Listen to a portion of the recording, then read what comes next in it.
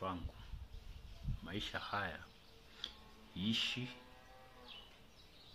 kulingana na uwezo wako.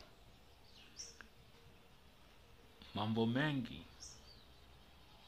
tunayopanga katika hii maisha, unapanga mambo ya ratiba ya mwaka mzima. Mwaka ndio umeisha already, tumebakisha mwezi moja tu mwaka uanguke.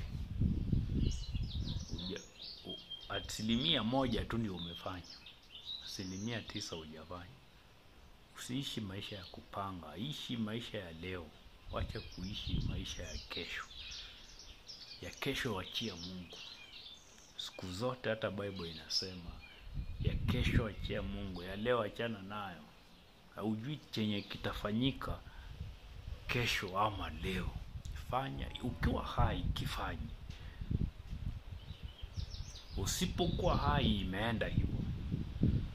Kwa hivyo panga mambo ya leo, achana na ya kesho.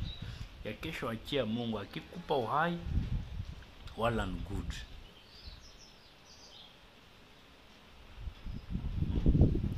Usikuwe mtu utakuwa failure kila siku sababu umepanga vitu za mwaka mzima ambapo zinakushinda kufanya nini, kutimiza.